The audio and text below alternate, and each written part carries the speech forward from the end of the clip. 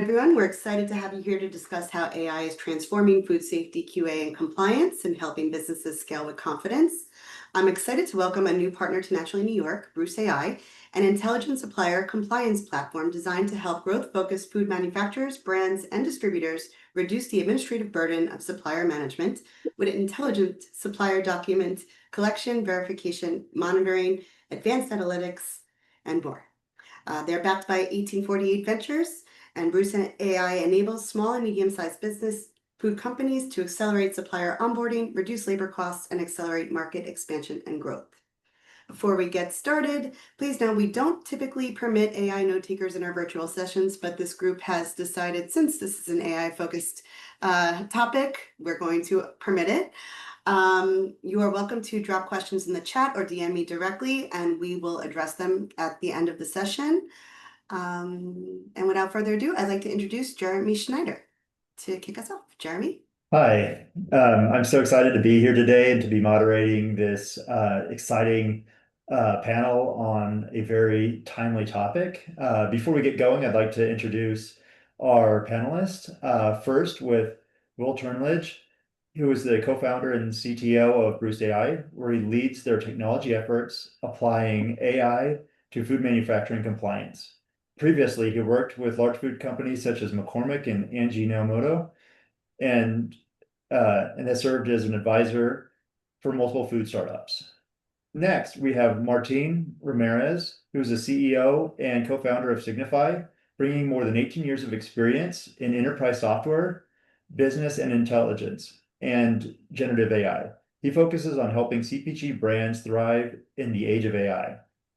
And then we also have Dania Lidowitz, who is a co-founder and CEO of Impasta Foods, a fresh and frozen produce company with a focus on optimizing supply chain waste and innovative utilization of farm food waste.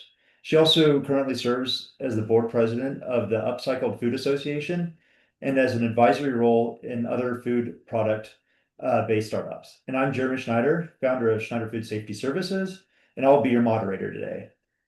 We're excited to have a very lively conversation, and your participation is very much appreciated. So feel free to ask questions during the presentation, post them in the chat box, and we'll either answer them during the conversation or we'll hold them to the Q&A at the end. So let's just jump right on in if that's okay. I am always super excited to learn about people's founder's journey and how they started their organization. And then many food entrepreneurs start with a passion, either a recipe, products, or their communities.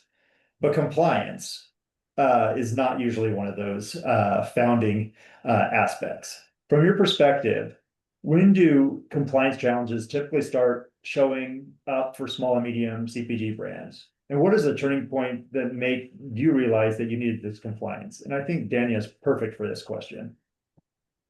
So honestly, compliance starts showing up the minute your product starts getting real traction. In the beginning, most food entrepreneurs are driven by passion, the recipe, the story, the mission. You're focused on getting that product out the door and you're not building a binder full of certifications. But the turning point usually comes when you try to move beyond local. You're selling through a co-packer or a distributor or a retailer, and you hear those words, send me your paperwork. And when people want to see an FDA registration, your HACCP plan, your organic certifications, insurance, things like that, until that moment, it feels like those are things that it's nice to have, but are they really that important? The challenge isn't that founders don't care about compliance. It's that their early focus is about product market fit, not paperwork. And when you're small, you can get by on relationships and good intentions. But when you start scaling, you need systems. So compliance, I think, becomes the backbone of trust with buyers, distributors, investors, and everyone. So I see it as part of a brand story, not separate from it. It's saying we care enough to do this right from the beginning. If you don't know this, the number one reason for a recall in food is undeclared allergens. It costs time, money, and frustration.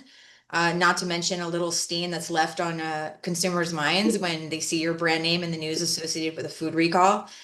I realized that we needed compliance once I started reading the food safety news every morning. I nerd out over food safety. My business is feeding people, and yes, our food has to taste good, but more importantly, it needs to be safe. Great. That's a great insight there. It's a good point that you also hit on the undeclared allergen piece, right? That's something that can be as simple as just one line overlooked on a print. And that can really be very impactful for an organization. When it gets to a recall, that can shutter some people's doors if they're not prepared. For sure. Would any of our other panelists have any insights on this really important topic? All right. So why do you think that food safety compliance is something that brands may want to think about earlier in their journey? Daniel? Well, most founders assume that food safety and compliance are things that you deal with after you're successful. But once you're in a Whole Foods or a Costco, we want to start thinking about it way earlier than that. Every decision you make early on, whether it's your ingredients or who your co-packer is, packaging, has compliance implications down the line. So if you don't bake those in early into how you're doing your business, then you have to do a lot of catch-up compliance later on. So it's not just about avoiding, recalls. It's about protecting your brand. And one mislabeled allergen, like you said, or an unverified supplier can shut down opportunities fast. Distributors and retailers won't onboard you if you don't have the proper paperwork.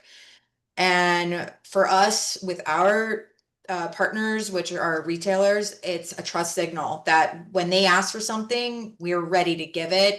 It's not like I need a week to get this together to give to you. I can email within minutes.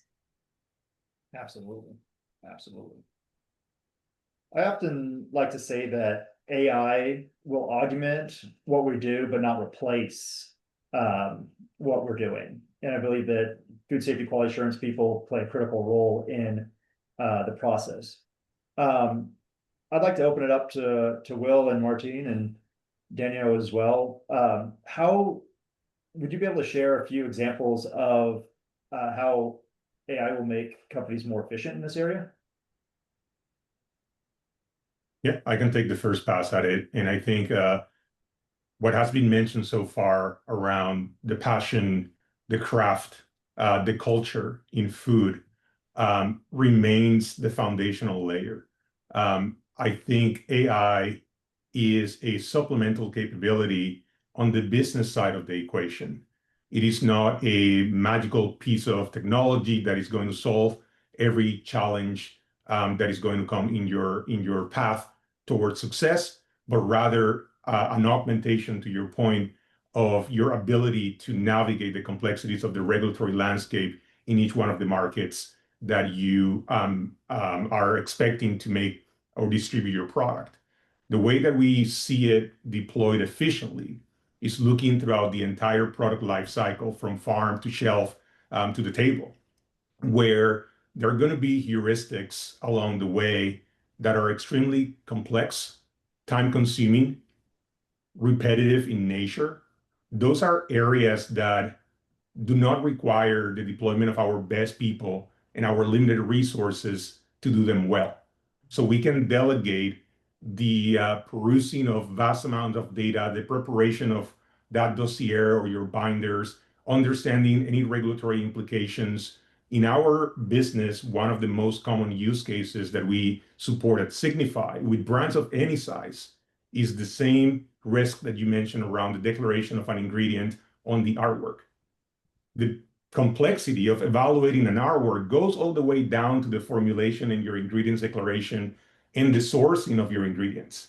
So to have the traceability at every point of your product life cycle, ensure that the next stage is aware of the prior, that is prime real estate for AI capabilities to support and connect all of the data that happens in your product life cycle to the final product that gets presented to the market.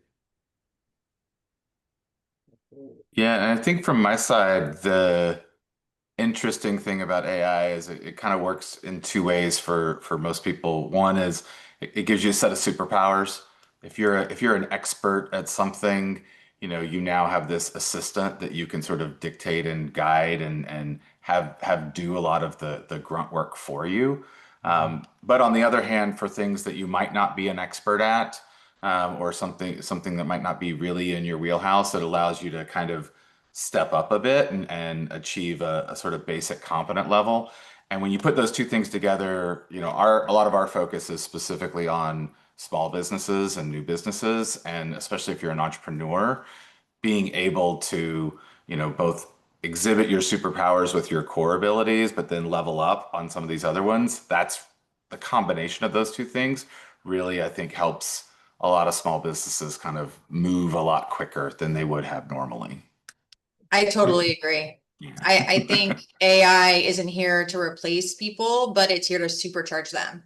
So in food, like Martin said, there's 1,000 tiny repetitive decisions that we make, and those take up time that could be spent on building relationships or innovating.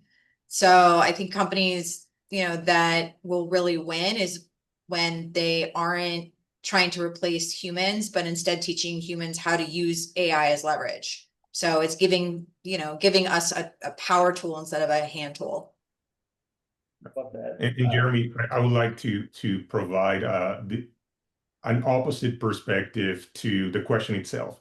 And what I mean by this is often as companies are exploring how to deploy AI, particularly for food safety, quality, and the like, I jump in that conversation by disrupting the ideas and bringing up a pragmatic perspective based on what AI is not trying to do. And there's a lot of social responsibility. There is also the influence on the craft, and I'm overprotective of the craft. I think throughout history, food is a great communicator of our culture. AI is not a secret box that you just say, make me compliant. I think that's irresponsible for us as a technology provider and disrupts the beauty in the craft in itself. And it might yield some consequences to the people that end up consuming the products. The way that we look at it is we partner with you to bring the best and safest products to market. AI has a role, but you as the expert, you're the final and ultimate decision maker of what ultimately goes to market. I think that's great. Well, I think you hit on something that was a super interesting point, right? I think when we talk about entrepreneurs and innovators, right, we've got this passion for maybe the R&D side, but maybe we're limited on the food safety or the regulatory side, and being able to utilize AI to kind of up level that competency. So maybe what it does is it makes you ask more questions of your clients, of your customers. I think is like that's so impactful. Yeah, I mean the possibilities there are kind of endless. It allows you to level up. We're also seeing a lot of use. Our product in particular is really focused on managing compliance paperwork, and there are other aspects of it too. You think of document fatigue. If I have to if I have 100 suppliers and I have to review all 100 allergen statements again, somewhere around document 38, you start getting tired and things start blurring. And I think there's a lot of human aspects like that the AI really can just sort of jump in and say, look, I took a first pass at everything and flagged, that 90% of them look great. These 10 might give you some issues. So focus on those 10 with the brain capacity that you've got before you get exhausted looking at all of them. Absolutely. And if I can do another tag there to what Will just mentioned, I think there is a lot of value in specialized capabilities within the umbrella of AI. Yes, the popular mainstream generalized models are incredible. They are things that we leverage ourselves, but it's the domain knowledge. For example, a company like BruceAI, when you're managing your vendors, your suppliers, all of that paperwork, that is very specific to a domain, the knowledge that surrounds that domain contextualizes the technology to the problems that you're trying to solve. So without the right context, without the right domain knowledge, building a dependency with a generalist piece of software versus a specialized piece of software, there is some inherent risk in doing so. So that's when I think about successful deployments of AI, I go to what we call in tech the application layer, those pieces of software that have been tailored, that are bespoke to a specific set of problems that it has been tested, that it can solve accurately. And that's a very important distinction between mainstream AI and AI for food safety and quality, if you will. Absolutely. And I think that streamlines right onto the next question I really wanted to ask you guys was, AI is becoming a buzzword for every industry. You can't turn on the TV without hearing AI at least 14 times, especially if you watch a football game. How exactly is it helping compliance and food safety, quality assurance, food manufacturers, processors, and brands today? And do you have an example that you might want to share with the audience on how it reduces manual work and accelerates approvals? So I can answer a little bit about that. So, taking supplier compliance as an example, every time I onboard a new vendor or co-packer, we're dealing with paperwork, insurance certificates, spec sheets, allergen statements, traceability docs, third-party audits. We do produce, so we have CPG and produce, and fresh produce has, a lot of implications when it comes to food safety. So someone has to manually review, log, and track every document. One vendor could have hundreds of pieces of paper. It's extremely time consuming, and then things are constantly being updated. So when something expires, so what BruceAI has been doing for us is that they automate the entire workflow. And it's still being built out, so there's more functionality being added every day, but it allows our suppliers to very easily upload all the documents. It scans everything, extracts the most important information that we need. It cross-checks expiration dates. It will let you know if something doesn't meet our qualifications. Even cooler, I have specific questions that maybe another customer wouldn't have, and so it allows me to ask my own questions and have them standardized and answered from the documents that are being uploaded. So it's really been a game changer for us. And so I say that it's AI augments but doesn't replace what a food safety manager's job is, but it will give them better visibility and cleaner data, so it allows them to make faster decisions. So it's a proactive compliance instead of a reactive compliance. I have two use cases that come to mind where the value is very palpable and evident to measure. So usually for companies that are on the medium size, they're hitting an inflection point in distribution. They're opening new markets, more regulatory complexity.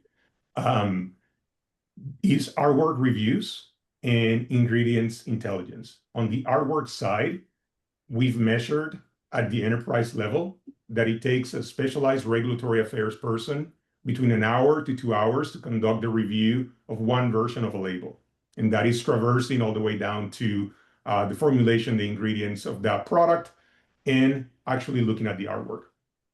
With Signify, we automate that process, and it takes about 5 minutes with a 97% accuracy, which, by the way, when you have the same person going through dozens, if not hundreds of these per day, we've also measured the drop-off in humans' ability to avoid errors and omission. We get tired. The AI just run more computes. So our work validation is a very tedious and complex process that we automate quite efficiently, going from hour and a half to 5 minutes. The other area is the sheer volume of regulatory alerts that are happening at a global scale around the validity or restrictions of certain ingredients. So let's say you have a multi-product catalog with distribution in different markets. Could be the US, Canada, maybe you're now crossing over to the EU. whenever there is a warning or a new restriction of an ingredient, to automatically pick up that signal, go through your catalog, identify which products might be impacted, and providing remediation actions if you still want to be able to sell within that market.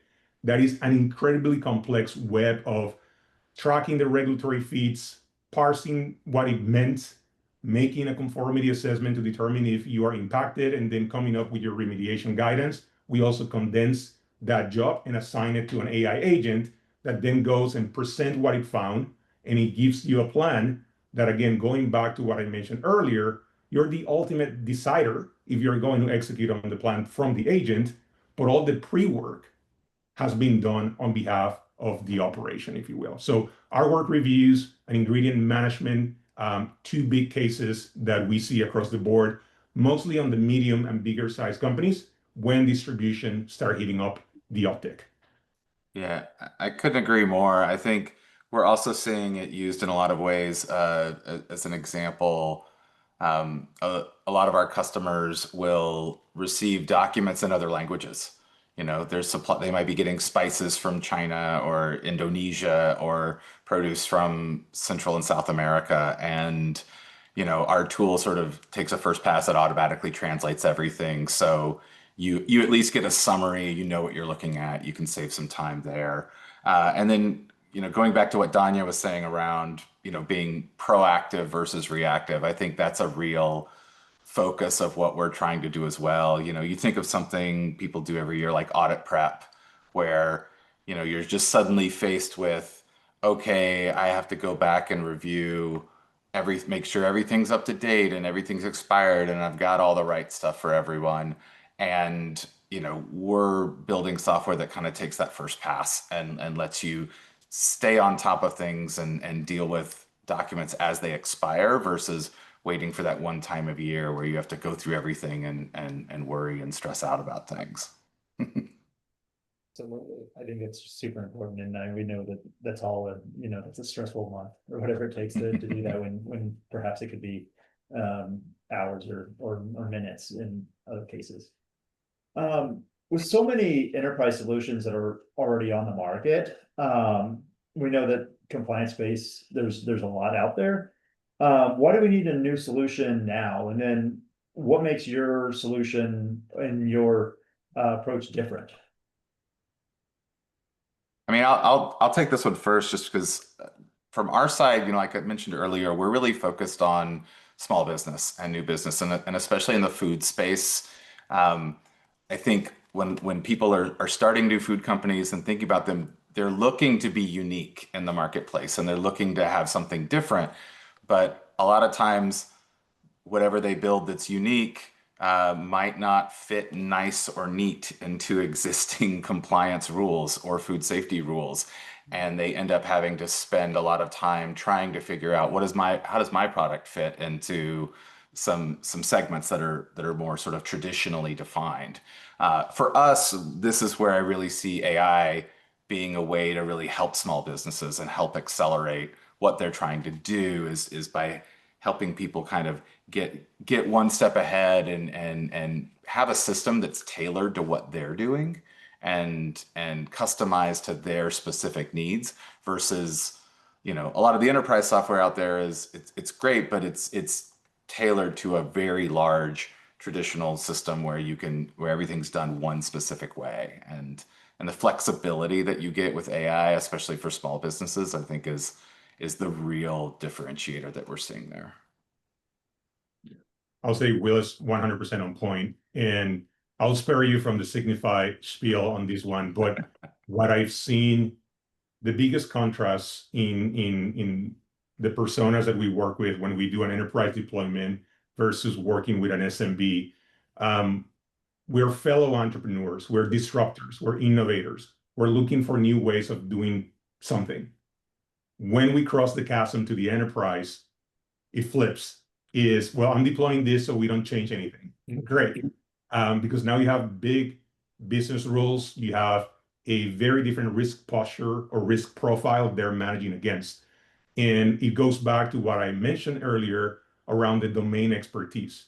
BruceAI, Signify, companies like ours, we have a lot of flexibility and mobility in making the solution very tailored, very specific to a set of business problems we're solving for the misfits, for the innovators. Those are bringing new products to market that might not have the resources, the personnel, the time, the money to play by the same rules, if you will, from a software perspective as the bigger players. I think domain expertise is very relevant, and making sure those solutions are indeed solving the specific problems you're facing at your stage in the maturation of your company. I think it's a great point that you touched on. Not only are we perhaps trying to put a square peg into a round hole, but also we don't have unlimited resources. So the ability to flex a technology to be able to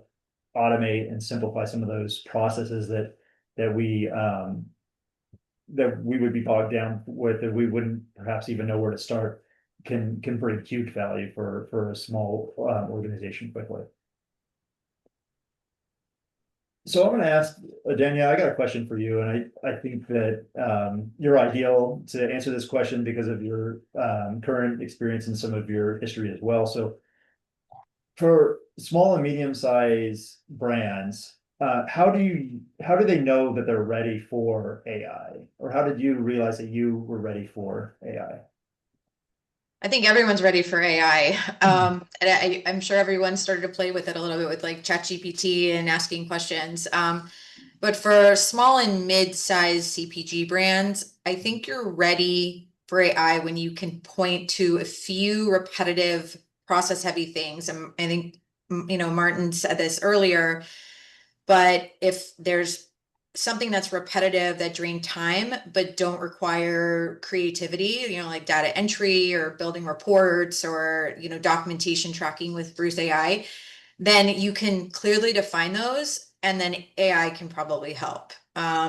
So and readiness is also maybe a mindset thing. You don't need to go in right away. You can start small, just one process, try to fix one process using AI, and then let it calculate how it saves time with your team. And then once you trust it, you can scale it up and start adding in other processes. So it's not about the size of a company. It's more about willingness to test it and learn and then clean up. So I would say that's a real foundation for effectively using AI. I think that's a pretty good point that you hit on. And perhaps it's almost a case in point, right? You have to kind of prove the value in that first problem you're trying to solve. Was there one, or perhaps maybe it was just the document overload of all the COAs coming your way for all the produce? Or was there something else that was that case for you? So when AI came out early, it was like 2 years ago, we were really hyper excited to start implementing wherever we can. And we tried and we failed many times. There's in all of our systems are now rolling out AI systems that we already had, our ERP system, our payable system, now with BruceAI, food safety. So it's I think that some of them weren't working great, so we've scrapped them completely, and we're finding what works really well for us, and then we're leaning into that until some of the other systems can maybe build up to become a better use and efficient use of our time. So we've tried a lot, and we don't use all of it. I think that's a great point.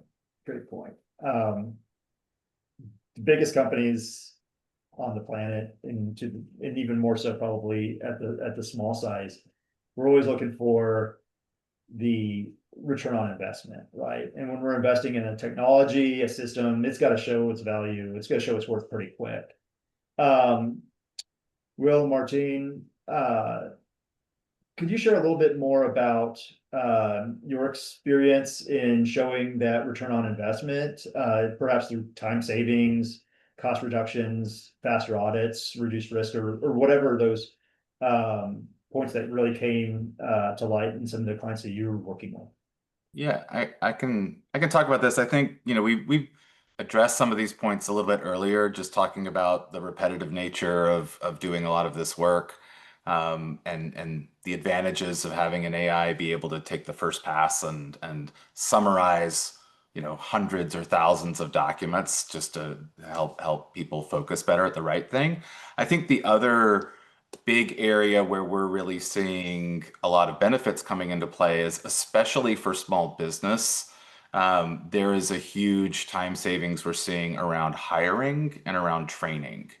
AI really allows you to use your existing team to kind of get up to speed on something quickly, or the amount of training that it might take to learn a new system or to onboard something else.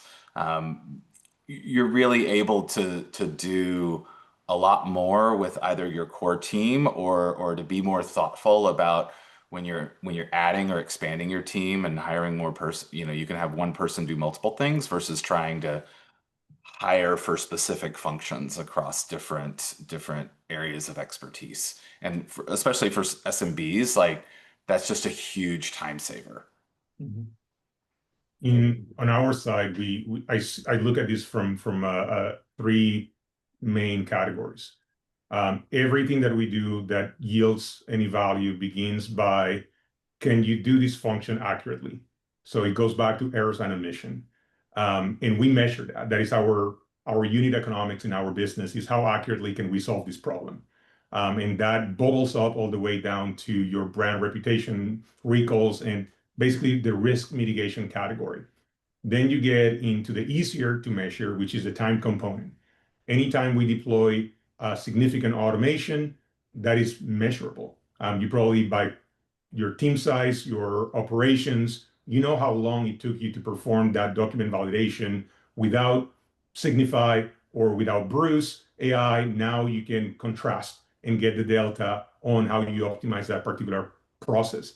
And then comes the third category, which is the capital efficiency, that basically fuels your operation, not only by the reduction of the time that it took and the opportunity cost you eliminated, because now you had people that were tied to a repetitive process that can do something else of higher value for your company, but also any external costs where in the past you might have delegated or augmented your operations through third-party services that are way more expensive than automated that with software that we do now with AI. So I think errors and emissions reduction by doing the work accurately. The time reduction is a very easy one. It's just a byproduct of automation. And then the third one is capital efficiency that you gain by achieving the same outcome more economically.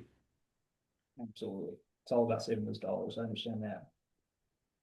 Danny, how did you see ROI beyond simply automating some of those document pieces? Was there other areas that you found return on investment? Well, what I've experienced is the time savings for employees, and like our QA person who has to manage all this paperwork, instead of managing 60 suppliers, she can manage 200. And we're still getting better at it every day. So she's becoming more and more capable with all these added tools. But just by listening to both of your answers, where I see that I'm not even doing, but I just thought of this and like, why are we not doing this? Is as long as you have a data set, you can use AI to look for things that are outliers. So if you know that you're processing food at a certain temperature and this is what the outcome is, whether it's yield or quality, if you have historical data, you can pump that in and then be able to understand measurable results enough that if something isn't right, you're getting notified. And I think there's a huge benefit there that we're not even doing, but you guys gave me a great idea. Awesome to be able to take those nuggets from this.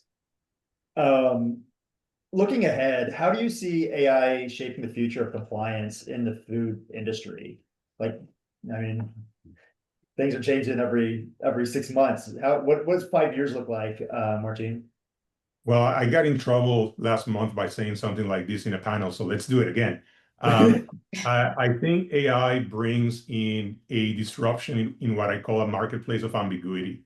I think we're now enhancing experts in other domains to understand the regulatory landscape without the layers of added services. When you read, I don't know how many of us have read the 21 CFR. I raised my hand. I only did because I was training an AI model. It's not the most appealing corpus to dive into.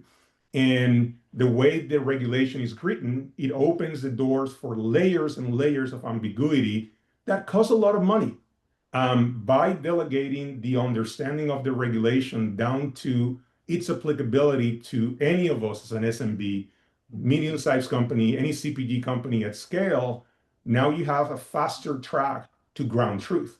Now I know what the rules are, rather than just going back and forth in this area in the gray that up to the deployment of AI has continued to grow. Now AI is shrinking the area in the gray because we now, regular humans, can understand what the regulation intended to say to begin with.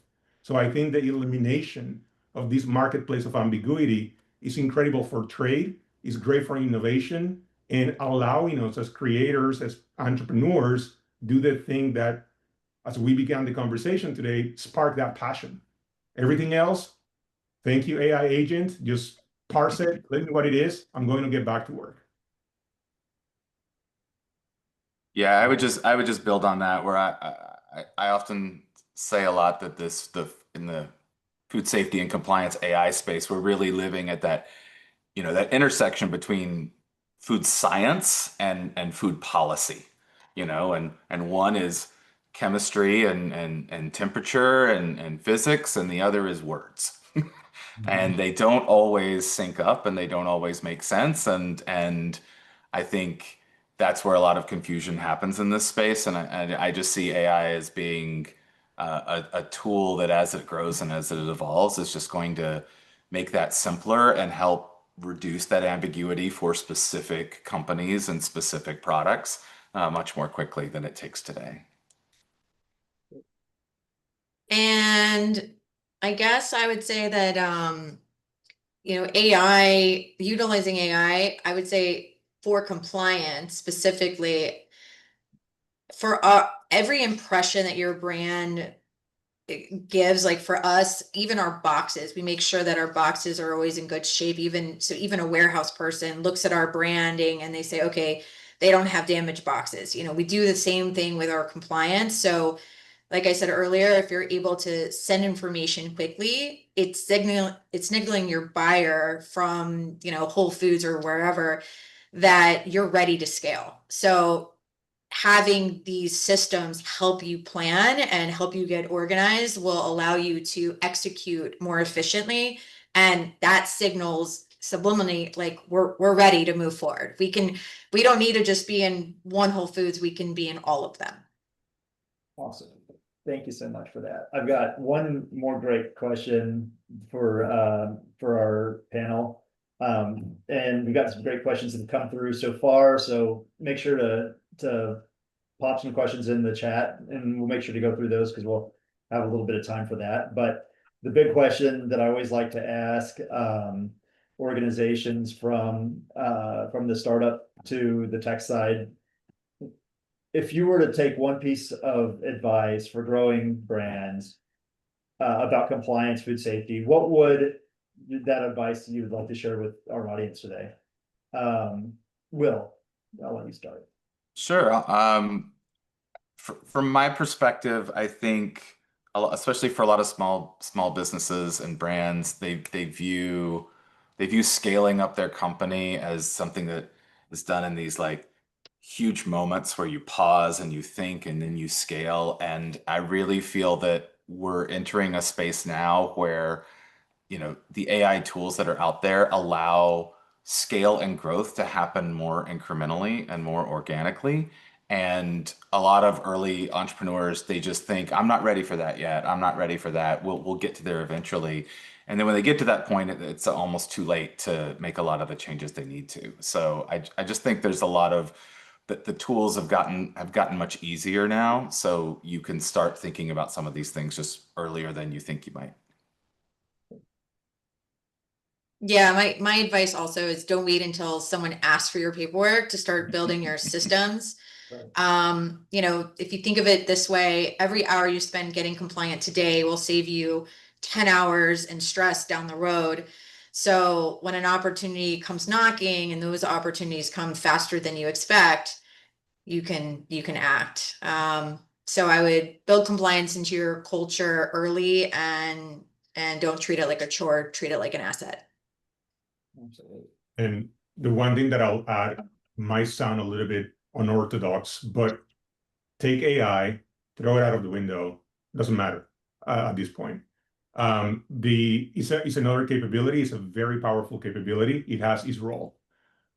Any delegation, and I think today we have my fellow panelists brought in the perspective of identifying your use case, beginning small, measuring, building towards that growth path, if you will. I think that's very, very important. If you're struggling thinking about how can I use AI, think about onboarding a new team member. How are you going to teach her your operation? How do you train your employees? The same scaffolding applies to how you're going to be deploying AI, particularly in this new iteration of AI agents. This is powerful technology, but it's not magic. You need to understand the problem you're trying to solve. And it's okay to begin small. Again, don't wait for that big moment of wow, where now from 50 employees, you're going to be 200. It doesn't happen overnight. Build out to your plan. What are the milestones, the priorities of your business for this quarter, next quarter, this year, and the next one, and backpedal from it and look at small pieces of business problems that you will start delegating to a capability like an AI agent to support you with and build momentum from there. So again, let's decouple from AI for a minute, even though I come from the Allen AI Institute incubator here in Seattle. It is all about what are your business priorities and how do you pragmatically address them. And then a fork on the road enters, which is, do I multiply my organization in personnel or do I augment the people that I already have with this capability that is made available through AI? Absolutely. I think that's great. And just to add one point, from my perspective, and it was noted in the chat as well, is like, and several of our presenters touched on this point, is like designing with the end in mind, understanding what the ultimate goal is, right? And then being able to take all the steps backwards to understand where we're at now, defining those, understanding where regulatory plays a part, what compliance pieces need to play a part, and being able to put those together. And I think that sometimes we're afraid to admit what we don't know.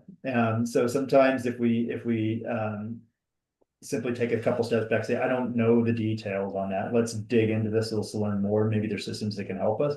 Maybe there's experts out there or guides. Let's use those so that we can get to where we really want to be. We're perfect timing. We've got some really good questions. We got some good questions in the chat, as well as some that came in earlier. So I'm gonna start with one that came in through the chat, and we kind of touched on this a little bit earlier. But the question was, are you suggesting that there are specific AI tools to address specific functional areas? Or you talk about integrating AI tools into existing workflows? To help understand the utility of AI, can one of you share, or I'll let everybody have the opportunity to share, an overview of a specific application, either in quality or compliance? Well, the one we use is BruceAI, so I feel like Will should answer about it.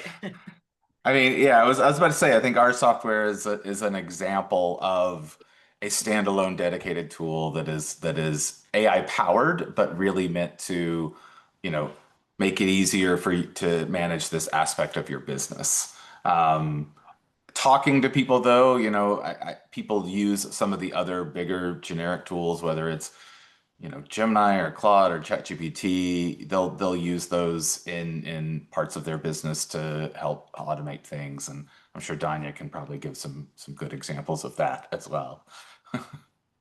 We use Copilot because we're in a Microsoft environment. And what I liked about Copilot specifically is that it searches through your whole server. And so it makes, when you're looking for a specific file or something specific, it pulls all that data out for you. So we've been very successful with utilizing that specifically.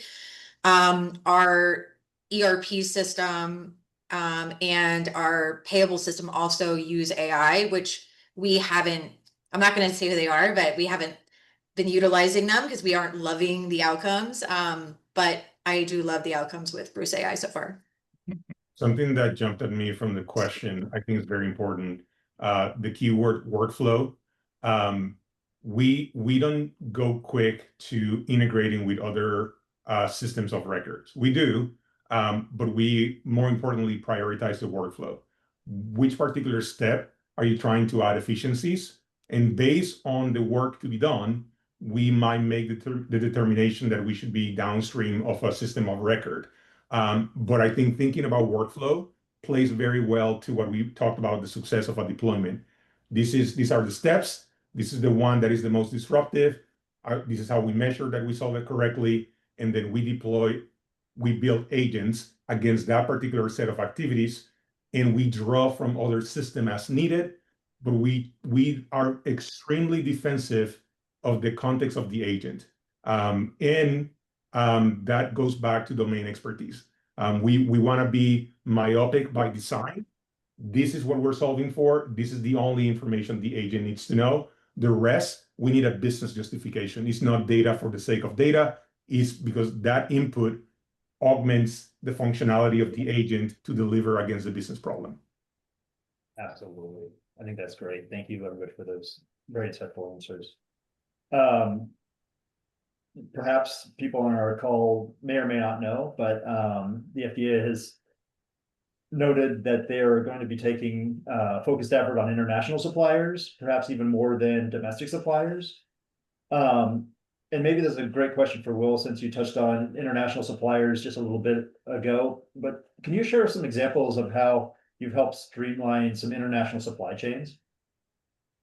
Yeah, I mean, from our side, I think it just again goes back to the idea of giving your food safety people superpowers, you know, and when we think of international supply chains, it just gets down to, you know, communication around being able to understand the documents, analyze them, you know, and sometimes it's even simple things like a lot of we deal with a lot of GFSI certificates that are in Spanish, and you know, just the dates are in a different language and a different format than what people in the US might be used to. And so it's a small example, but when you multiply that over hundreds or thousands of documents, like it adds up. And I think there's a lot of little things like that we do that just help make working with international suppliers as easy as working with domestic suppliers. And I think that initially that's how we're like first thinking about it. And then the second layer would be as, you know, rules and legislation, you know, get more complicated, we can then factor that into how we look at and analyze things. That's right. Anybody else? One other question that I have is, and this like strikes the heart of what I do every day, right? Is like, I wish I had a great crystal ball to be able to understand what the risk is coming in the future. That's why we built systems and processes to manage those. That's why we use HACCP. Could you share, and I'll open it up to anybody who wants to answer this question, is could you share how you've seen the technology predict risk? An opinion. Again, I see technology as a servant of the business layer. Even as a technologist, I'm well aware of our role.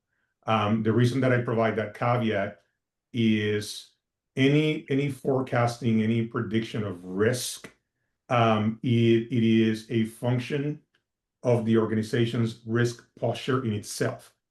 It probably goes without saying, the AI is not going to predict the unknown. It's going to trace patterns based on historical data. And you can run a lot of simulations in what-if scenarios. In fact, and I'm borrowing an example from one of our enterprise deployment around ingredient risk management. Thousands of ingredients. This brand has distribution in 170 markets around the world. And they run a lot of what if scenarios. What if this ingredient either gets completely banned or a new threshold is imposed on this type of food item? And what will happen to us from an operations perspective in our SOP? So it's now running simulations all the way down to SOPs, sourcing, labeling, and the like. So you can perform that type of scenarios.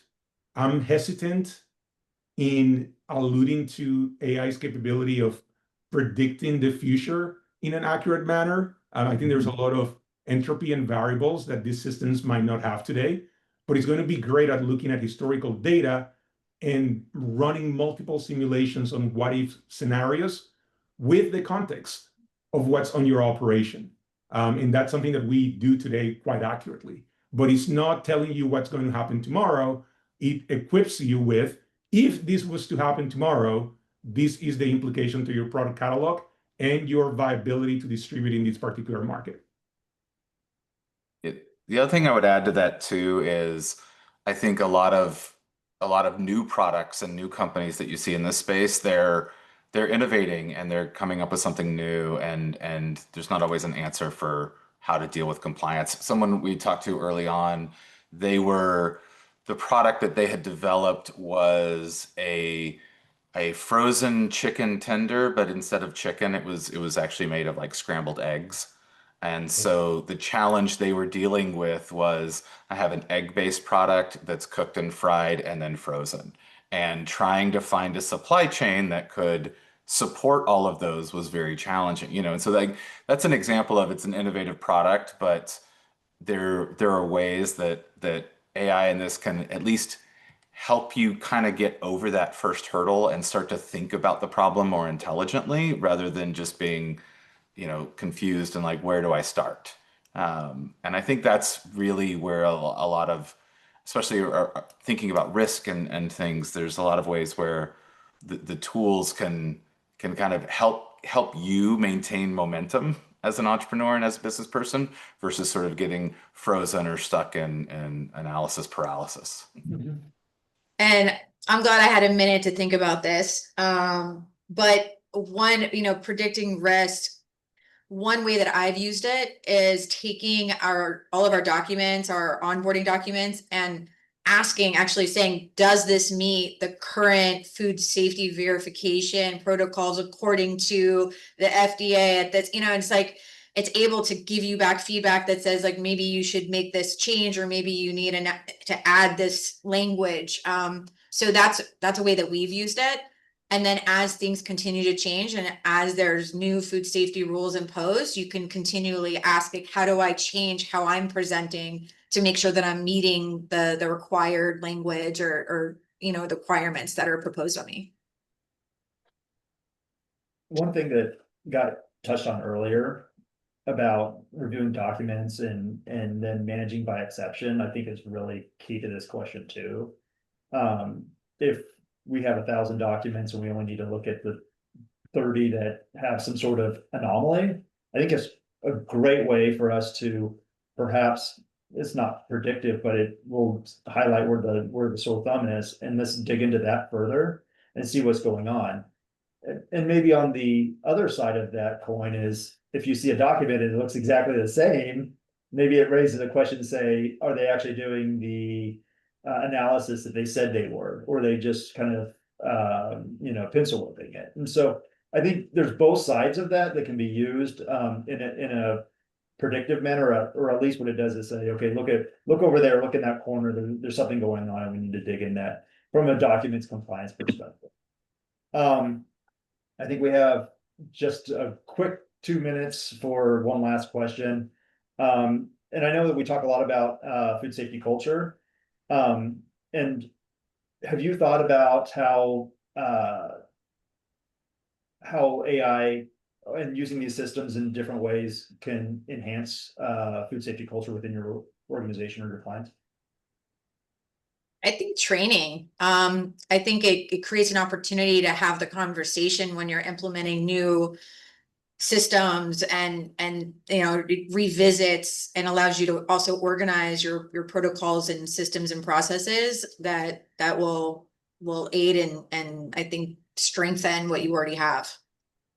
100%. I think going back to the superpowers we're gaining as experts and as people, it is not uncommon that some of us doing these repetitive tasks, we were told what to do, and we've been doing it for years. But if you ask why do you have to do step number 5? I don't know, I have to. But now you have the ability to understand deeper, why is it that we check for allergens on the label, and what do I need to be looking for to have a adequate conformity assessment of my artwork. I think that goes back to training, that goes back to exposing or giving air to the why are we doing certain tasks with the knowledge of why they matter, if you will. So it's all about enabling, empowering, and augmenting our people, if you will.